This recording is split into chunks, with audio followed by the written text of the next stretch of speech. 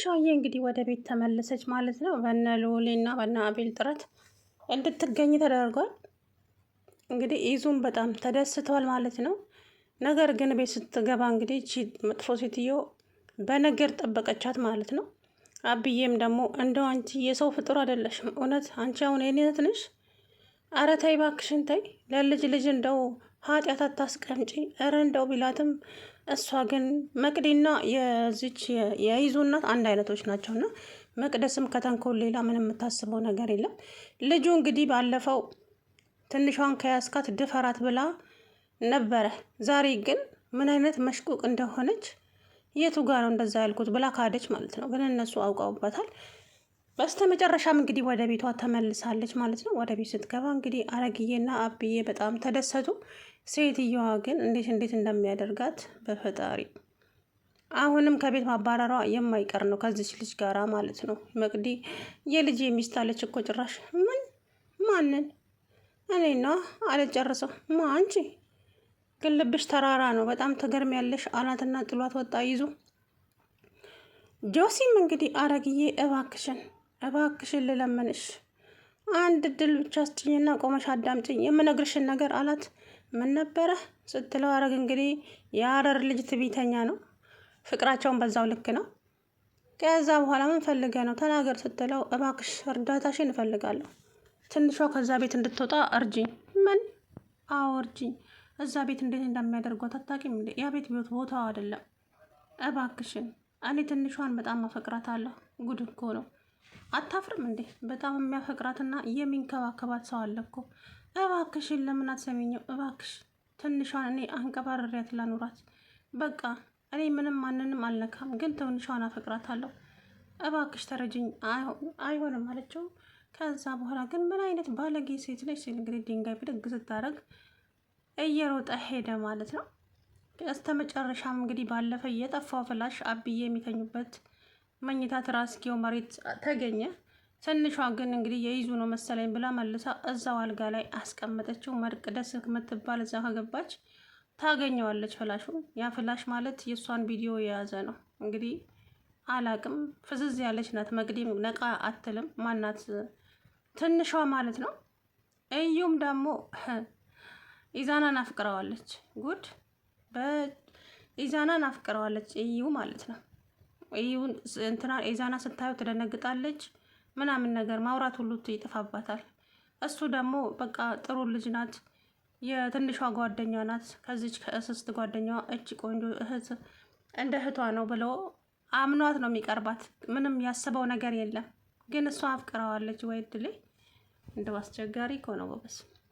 ልዑልን ብታፈቅረው ጥሩ ነው እንትና ማለት ነው እዩ።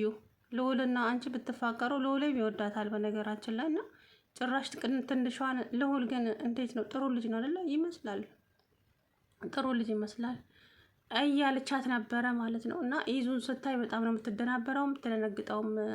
በፊት እንደዚህ አልነበረችም እኮ እዩ። አሁን ግን ፍቅር ይዟታል መሰለኝ ከኢዛና። ጉድ! መቅደስም እንግዲህ ኢዛናን የራሷ ለማድረግ ነው እችን ልጅ ስቃያን የምታበዛው። መቅደስና የይዙ እናት ከድራማ ውስጥ መውጣት አለባቸው እንዴ! በፈጣሪ የይዙ እናትማ እኮ እንዴት አፏ ውስጥ ምን እንደሚወጣ። አረ እማዬ፣ አረ እባክሽን ትንሽ እንኳን እንደው እኮ የሰው ልጅ አገናዝቦ ነው የሚናገረው። አንቺ ግን ምንም። አረ እማዬ በፈጠረች ተረጋጊ። ባልረጋጋስ ቤቴ እኮ ነው፣ እንደፈለግኩ ማውራት እንደፈለግኩ ማድረግ እችላለሁ። እንዴ ምን ቤት ናንተ? እያለች ልጇን ጭራሽ። አቤት ጌታዬ፣ እኔ ግን ላንቺ ምንም አይነት ቃላት የለኝም እማዬ፣ ግን ምን እንደሚሻልሽም አላውቅም እያለ ምንም አወክም አላወክም ቤቴ እኮ ነው። እችን መናጤ ደግሞ እዚህ ቤት መልሳ መጣህብኝ። አብዬ ግን ትንሿ በመገኘቷ በጣም ተደስተው ጥምጥም ብለው አቅፈው ሰላም አሏት ማለት ነው። እሷ ግን እግሯን አጣምራ ካፏ ውስጥ የሚወጣው ነገር በጣም አጸያፊ ነው። ትንሿን በዛ ቤት መመለስ አልፈልግም። እባክህ ኢዛና፣ እናትህን አሁንም እንደዛው ታደርገኛለች። እኔ እመነኝ እምልልሃለሁ፣ ያንን ሀብል እሷ ራሷ እዛ ውስጥ ካታው ሊሆን ጃል። በፍጹም ባለፈም ጽናት ቤት እንደዚህ ተደረግኩኝ።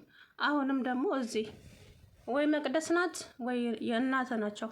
እነሱ ሁለቱ አንድ ላይ ስለሆኑ አለችው። እኔ ተንኮላቸው መቼ ጠፋብኝና ነው? ተንኮላቸውን እኮ ልቅም አድርጌ አውቀዋለሁ። አንቺ ተረጋጊና ወደ ቤት እንግባ። ከአሁን በኋላ እማዬ አንድ ነገር የምትናገርሽ ከሆነ ግን ጸቧ ከኔ ጋር ነው አላት። ከዛም እሷ እንግዲህ ወደ ክችን ገባች። በይ ስራውን ስሪ፣ ምግቡንም ስሪ፣ ኩሽናውንም አዝጂ፣ ቡና አፍሊ፣ ያልታጠቡ ልብሶችም አሉ ልቅም አድርገሽ ልብሶቹን እጠቢ። አሁን እሷ ከእሷ ጋር ጥሩ ሴትዮ ብትሆን ልጅቷ ስራው አያቅታትም። ገባችሁ? ጭቅጭቅ ሲኖር እኮ አይምሯችሁ ራሱ ይደነዝዛል። እና ልጅቷ ፍዝዝ ብላለች፣ ዝም ብላ የምትጓዘው። ጽናት እንኳን እንደዛ ስታረጋት ያን ጊዜ ምንም አላለችው። አምላኬ ሆይ ለእኔም የተሻለ ቀን እንደምታመጣ ተስፋ አደርጋለሁ። አሁን ግን ምንም ቢሉኝ ምን አላማ ስላለኝ ምንም ነገር አልናደድምም፣ ምንም አልልህም ጌታዬ፣ ግን አንተ የተሻለውን ታውቃለህና እያለች በውስጧ ታወራ ነበረ። ግን ደግሞ የኢዛና ናት ጉድ፣ የምድር ጉድ ናት በእውነት አፏ ውስጥ የሚወጣው ነገር።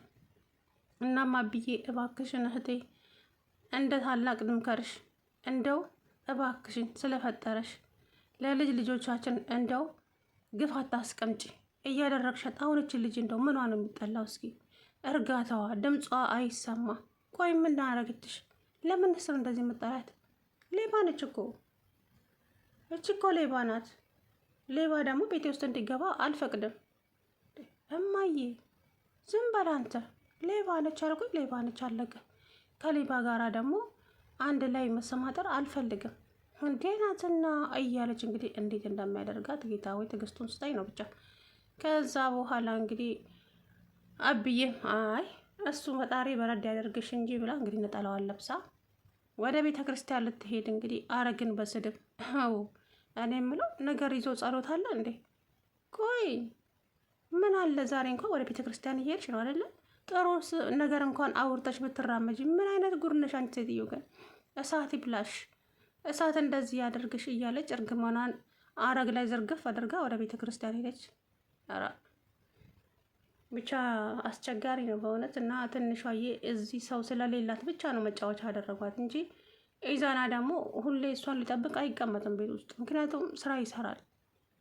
እሱ በሚንቀሳቀስበት ሰዓት ሴትዮ እግሩን ትጠብቅና ሙልጭ አድርጋ ትሰድባታለች። የፈጣሪ ያለ አንቺ ወፍ ዘራሽ፣ አንቺ መነተስ እያለች እባኩትን እንደዚህ አይነት ቃላት አትናገሩኝ። ወፍ ዘራሽ አይደለውም። ቤተሰቦቼ እኮ አሉ፣ በህይወት አሉ፣ አልሞቱም። ገጠር ስለሆኑ ነው እንጂ። ግን ደግሞ ይሄንን የሚያስከፋ ቃላት አትናገሪኝ በቃ አለቻት። የኔ ቆንጆ እሷ እኮ አሰማሽም፣ ለሚሰማ ሰው ነው እንጂ መናገር። ስለዚህ ለማይሰማሽ ሰው ትንፋሽሽን አትደርግም። የኔ እናት ዝም በያት አለች አረግ። አረግ ግን ቆይ ሴትዮ ምን አድርጊያት ነው? ምንም እኔ ምን አድርጊያት ይመስልሻል? ሴትዮዋ የስድብ ሱስ አለባት። እናም ደግሞ ውስጧ የሆነ ያልተገረዘ ሰይጣን አለ መሰለኝ። ለዛ ነው እንደዚህ የምትሆነው አለች። ከዛ በኋላ እናንተ ሁለታችሁ ቁጭ ብላችሁ እየተመካከራችሁብኝ ነው እንዴ? ምን እያደረጋችሁ ነው ስትል ወደ እነሱ መለሳለች። አቤት ፈጣሪ ሆይ፣ ታዲያ ከእንደዚች አይነት ሴትዮ ጋር ነው እንዴ አንድ ቤት የሚኖረው?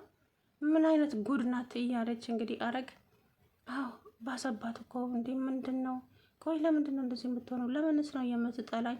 ሲጀመር እሷ ማንን ወዳ ታውቃለች ብለሽ ነው? ታያት፣ የራሷ ጉዳይ ነው አለቻት አረግዬ። አብዬ መጣና የኔ ልጅ እሷ ጤነኛ አትመስለኝም። አንቺ ግን ታያት፣ አትናደጅ እሺ። ከዚህ በኋላ ግን ከቤቴ ውጪ ብትልሽ እንኳን ለእኛ ሳታሳውቂ የትም እንዳትሄጂ፣ እኛም የመናገር መብት አለን አሉ አብዬ። አይ እኔ እኮ ከማስቸግራችሁና ከማስጨንቃችሁ ብዬ ነበረ እንደዛ ወጥቼ ሄድኩት፣ ግን ይቅርታ አድርጉልኝ። ከዛም መቅዲ አስመሳይቱ መጣችና ኦፍ እንዴት ተገኘሽ? እንኳን ተገኘሽ። ለመሆኑ እንዴት ተገኘሽ? የት ተገኘሽ? እያለ ጥያቄ በራችን። ደህና ነኝ ይመስገን አለቻት። ምክንያቱም ያ ልጁ እንግዲህ ደውሎ አንቺ ባለፈው ትንሿን እንደ ደፍራት አልነበረ እንደ ይላክሽኝ ሲላት፣ እሷ ግን እኔ የት ነው እንደዛ አድርጉት ምናምን ብላ ሸወደችው። ነገር ግን መንገድ ላይ ያገኘዋት በጥፊ ሲዘጋት እንዴት ደስ እንዳለኝ ጌታዬ፣ እንደው ድገማት ነበር ያልኩትኝና እንትናም ደግሞ ጆሲም ደግሞ መቅዲን እንዲከታተልላት እንግዲህ ልጁን ድጋሚ ቀጥረው ማለት ነው ምን እንደምታደርግ።